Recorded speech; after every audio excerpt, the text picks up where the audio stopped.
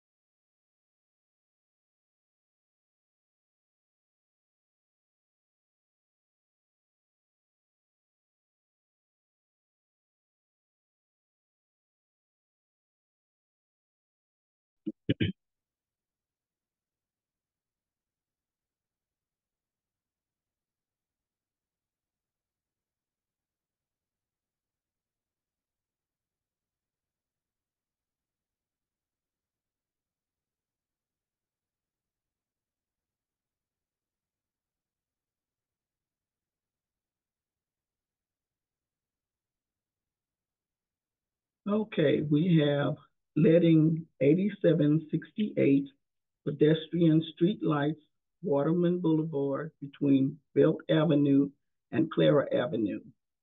We have two bids. The first bid is Reinhold Electric Incorporated, REINHOLD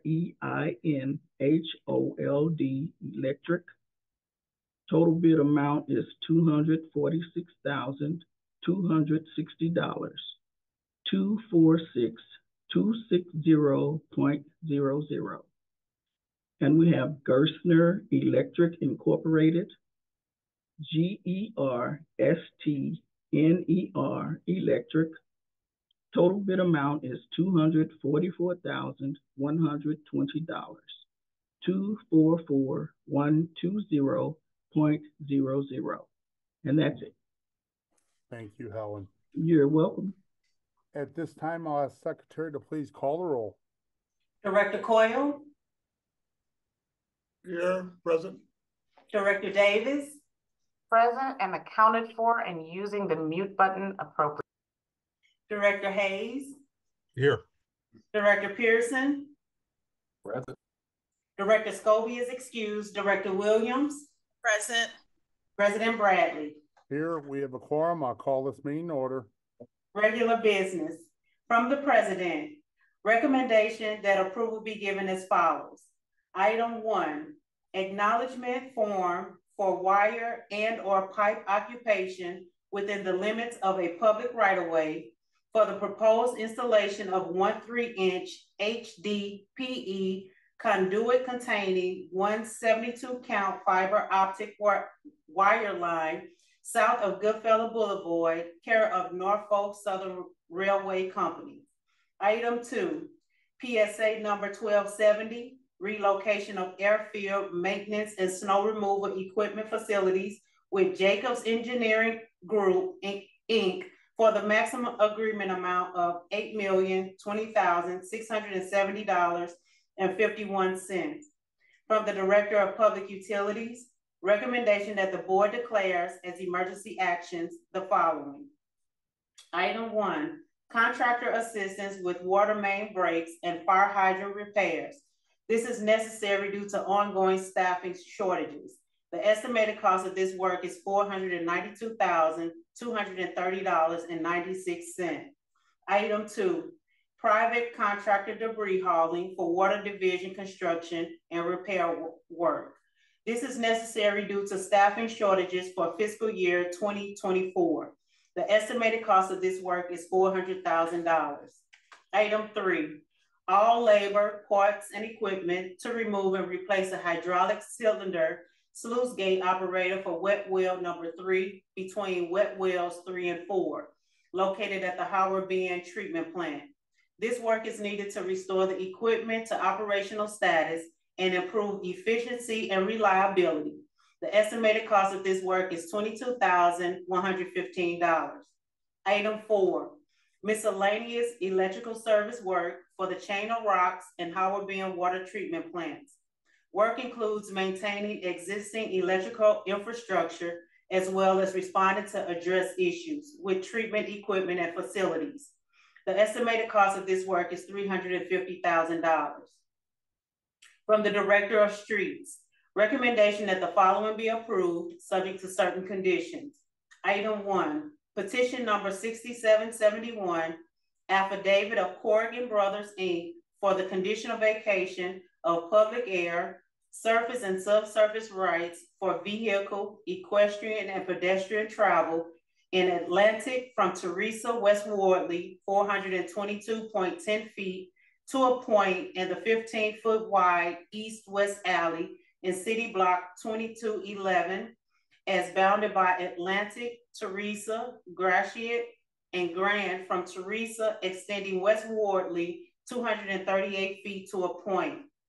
Item 2, petition number 6928, affidavit of Procter & Gamble Manufacturing Company for conditional vacation of public air, surface and subsurface rights for vehicle, equestrian, and pedestrian travel in Incinerator Road from East Grand Avenue to its terminus located in City Block 2450.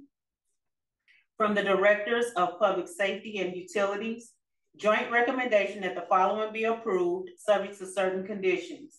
Item 1, request from THD Design Group, Inc. to consolidate the lot at 2101 Sydney Street and City Block 1403.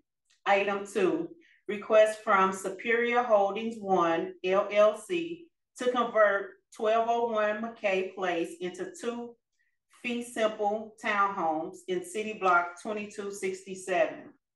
From the Directors of Public Utilities and Streets, joint recommendation that the following be approved, subject to certain conditions. Application number 132018, request from Union Electric doing business as Ameren, Missouri, to break into a single 5-inch fiber conduit on the north side of the alley, south of Westminster Place, and divert it to a new terminal pole at 4504 Westminster Place. Joint recommendation that 6 applications from AT&T be approved, subject to certain conditions. Application 190 for 6415 Chippewa. Application number 202 for 3181 South Kings Highway Boulevard. Application number 203 for 1634 Park Avenue. Application number 206 for 5700 Highland Plaza Drive. Application number 207 for 809 North 18th Street. And application number 208 for 1639 Knapp Street. From the Director of Public Safety, there are 5 conditional use permits. Good afternoon, Mr. President and members of the board. My name is Sandra Long, zoning specialist for the City of St. Louis, and I'll be representing the building commissioner at today's meeting. For board order number 766, transmitted herewith are recommendations for the following conditional use agenda applications.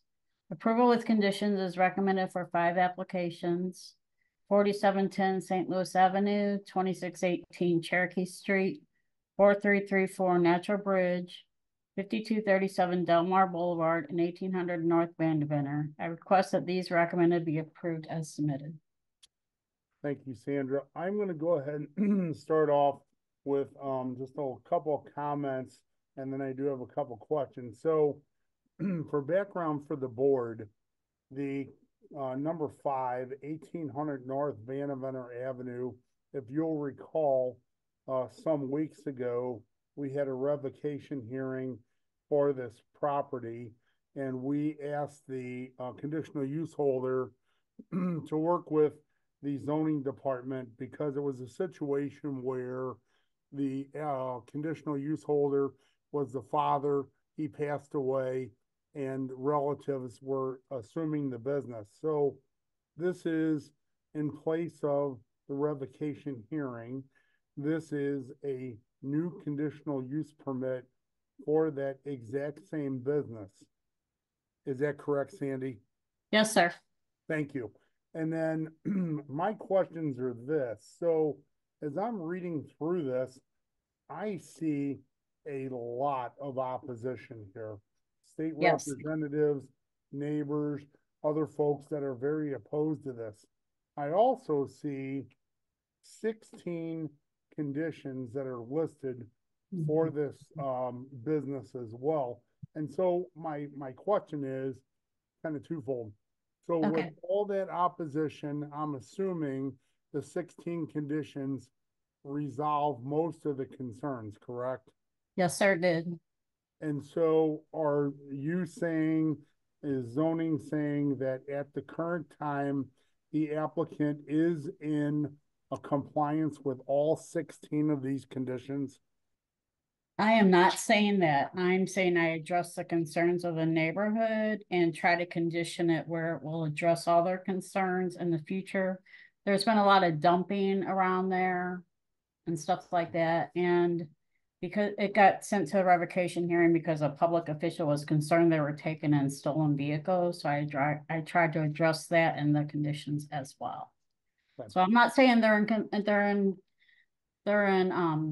with these conditions because I don't know, I haven't been back out there, but that's what we want them to be in the future. So then if we can go out and check on them, so they'll be aware of them. So, right. And so what you're saying is we need to pass the conditions before we can enforce them. Yes, And so sir. I would hope that this conditional use holder understands that there are a lot of eyes watching them.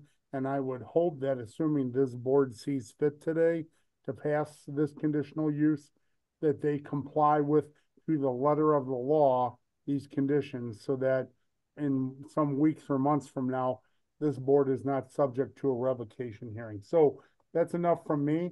I'll open the floor up for any other questions or concerns from any of the other board members on today's conditional uses. Go ahead, Doc. In light of your comment, may I get some further clarification? If we do move forward with a motion to approve today, are there any negative ramifications if the owner does not understand how much work needs to be done? Or will that all be handled at a future date and time and we can address it then? So what would happen is I would assume we would pass this. The zoning inspector would work with them as they traditionally do, and they would try to guide them along the right path. I'm assuming the conditional use permit holder has seen these conditions and fully understands them going into this. And if they don't comply in a certain amount of time, reasonable amount of time, then we will be asked to hold a revocation hearing on the conditional use permit that we just granted.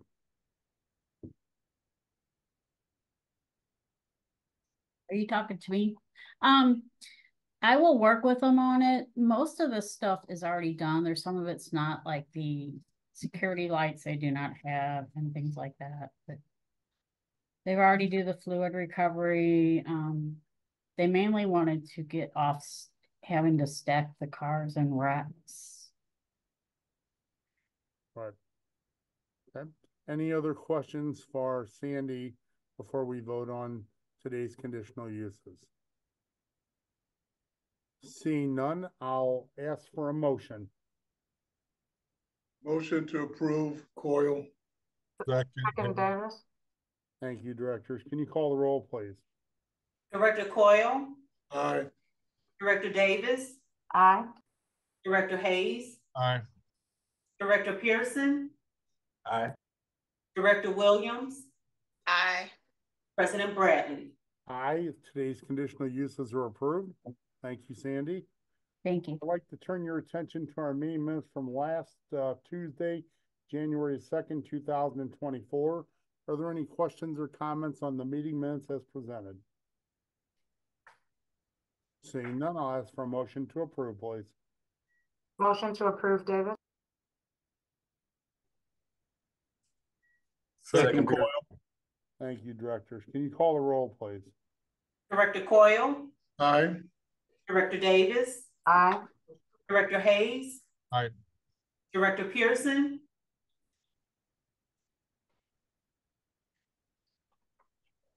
Director Williams, President Bradley.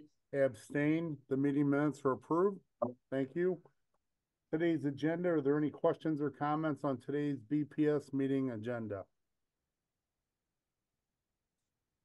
Seeing none, I'll ask for a motion to approve, please. So move Pearson. Second, Williams. Thank you, directors. Can you call the roll, please? Director Coyle, Aye. Director Davis, Aye. Director Hayes. Aye. Director Pearson, Aye. Director Williams, Aye. President Bradley. Aye, today's agenda is approved. Before we adjourn, I just have a couple of comments to make. First of all, I'd like to take the opportunity to thank Director Scobie for being the pro tem president in my absence last week. And I would like to extend my condolences to Greg, Director Hayes, and also thank him for attending a meeting when he had a lot of other pressing personal matters to take care of in order to get a quorum. So I thank both of those directors. At this time, I'll ask if there's any other comments before we adjourn today's meeting. Yeah, I appreciate those comments, Rich. And as most, if not all of you know, I lost my father the morning of New Year's Eve. And I just want to thank you, all of you, for your kind text messages, phone calls, emails. It really meant a lot to me. And more importantly, it meant a lot to my family. He will be missed, but there's no substitute for good friends and good colleagues. So I thank you. Thank you, Director. Any further comments? Seeing none, I'll ask for a motion to adjourn, please. So moved, Hayes. Second, Davis. Thank you. All in favor, please signify by saying aye. Aye. Aye. Aye. Meeting adjourned. Thank you all. Be safe. Have a good Thank you. one. Yes, sir.